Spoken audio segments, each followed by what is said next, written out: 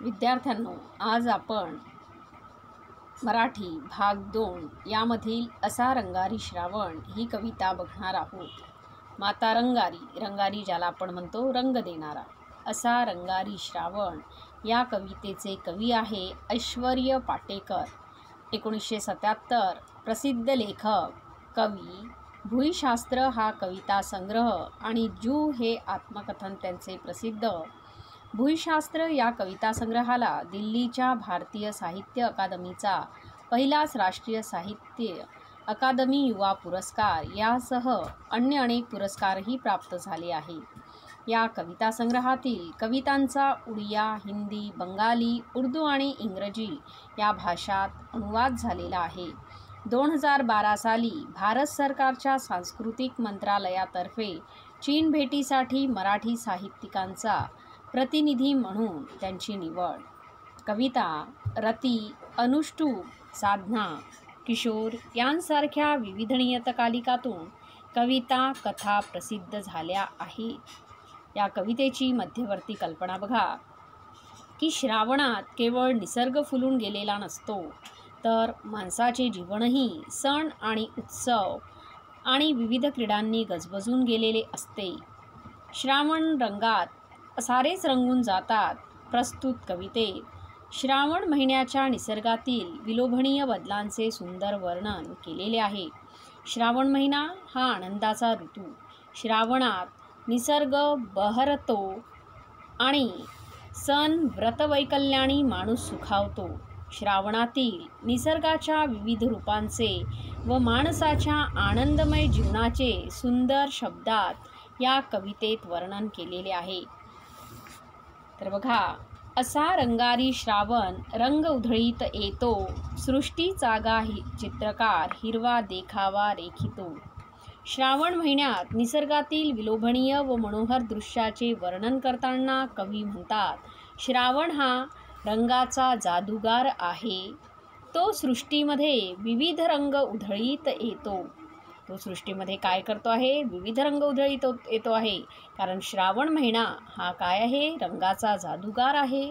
तो सृष्टीमध्ये विविध रंग उधळीत येतो। सृष्टीचा हा चित्रकार आपल्या दिव्य कुंचल्याने हिरवा देखावा रेखाटतो। कवी म्हणतात, श्रावण हा रंगाचा काय आहे? जादूगार आहे। तो सृष्टीमध्ये विविध रंग उधळीत येतो। सृष्टीचा हा चित्रकार आपल्या दिव्य कुंचल्याने हिरवा देखावा रेखाटतो।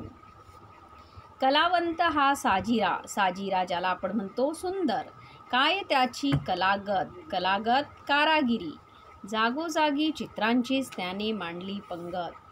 कवी म्हणतात, श्रावण हा सुंदर कलाकार आहे, त्याची किमया काय सांगावी। श्रावण हा काय आहे? सुंदर कलाकार आहे, त्याची किमया काय सांगावी।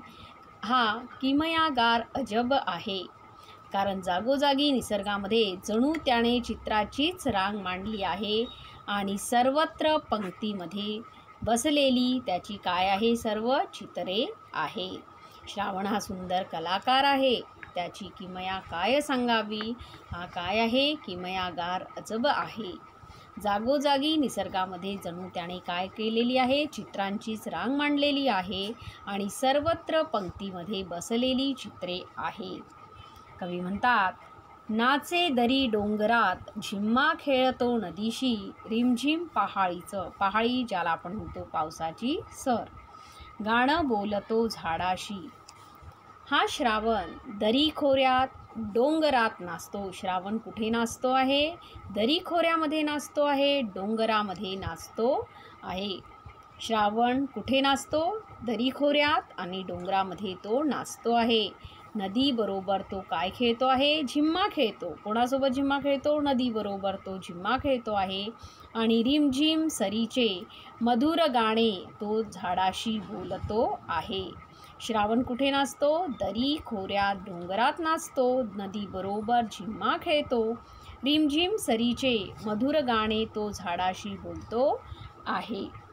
कवी म्हणतात, वेण्या गुंफितो वेलींच्या, वेली लाजल्या लाजल्या, पाना फुलांचे पातळ पातळ लुगडे थेंबा थेंबांनी सजल्या। कवी म्हणतात, वेलींच्या तो जेव्हा वेण्या घालतो तेव्हा वेली लाजून लाजून काय होतात, चूर होतात, म्हणजेच खूप लाजतो. तो कोणाला वेण्या घालतो आहे, वेलींच्या वेण्या घालतो आहे. तेव्हा वेली लाजून चूर होतात, खूप लाजतात आणि वेली मग पाना फुलांचे पातळ नेसून थेंब ठसवून त्या काय करतात आहे, सजतात आहे, नटतात आहे. त्या वेलींनी काय नेसलेलं आहे, पाना फुलांचं पातळ नेसून त्या थेंब ठसवून सजतात, नटतात असे कवी म्हणतात. झुले पोरींना झुलाया असे टांगतो झाडाला, देतो झुलता झुलता लय पोरींच्या गाण्याला. कवी म्हणतात, पोरी बाळींना झोका घेण्यासाठी श्रावण झाडांना काय टांगतो आहे, झुले टांगतो आहे. श्रावण झाडांना काय टांगतो आहे, झुले टांगतो आहे. आणि झोका कोण घेत आहे, मुली घेतात आहे.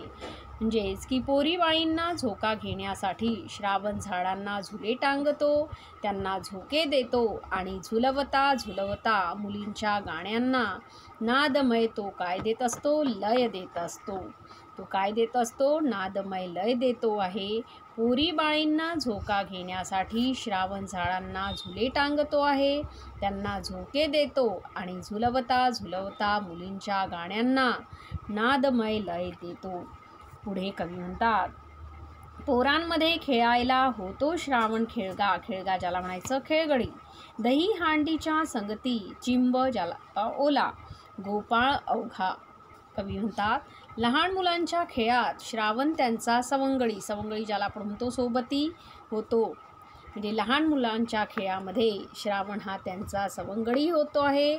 आणि दहीहंडीच्या काल्यात त्यांच्या संगे प्रेमाने संपूर्ण चिंब भिजलेला तो जणू कोण असतो, बाळकृष्णच होतो. कवी म्हणतात की लहान मुलांच्या खेळात श्रावण त्यांचा सवंगडी होतो आहे. दहीहंडीच्या काल्यात त्यांच्या संगे प्रेमाने संपूर्ण चिंब भिजलेला तो बाळकृष्णच होतो. कवी म्हणतात, पावसांचं घर कसं लख्ख उन्हात बांधतो, खोडी काढून खट्याळ झाळा आडतो लपतो. शुभ्र उन्हात तो पावसाचे काय बांधतो आहे, घर बांधतो आहे. तो पावसाचे घर कुठे बांधतो आहे, शुभ्र उन्हामध्ये तो कोणाचं घर बांधतो आहे, श्रावण पावसाचे घर बांधतो.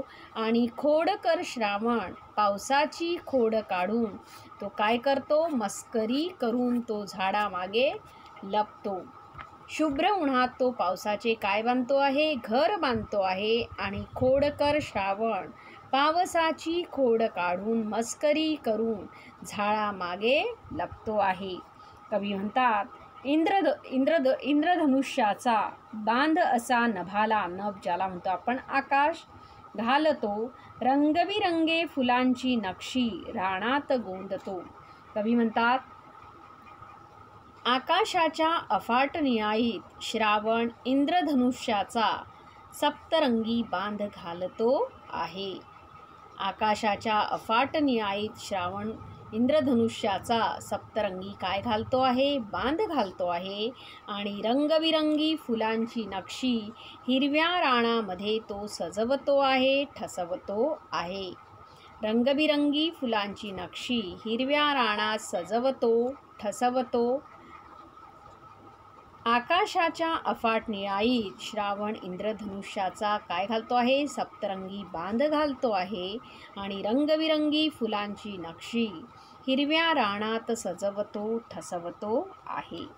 कवी म्हणतात, असा रंगारी श्रावण रंग उधळीत येतो, हिरव्या सृष्टीच्या मळ्यात खोपा, खोपा ज्याला आपण म्हणतो घरटे, करून राहतो. कवी म्हणतात, असा रंगारी श्रावण रंग उधळीत येतो, हिरव्या सृष्टीच्या मळ्यात खोपा करून राहतो. असा हा कलावंत रंगारी श्रावण रंग उधळीत फिरत असतो आणि हिरव्या निसर्गाच्या मळ्यामध्ये तो आपले घरटे बांधून राहतो. असा हा कलावंत रंगारी श्रावण रंग उधळीत फिरतो आणि हिरव्या निसर्गाच्या मळ्यामध्ये आपले घरटे बांधून राहतो.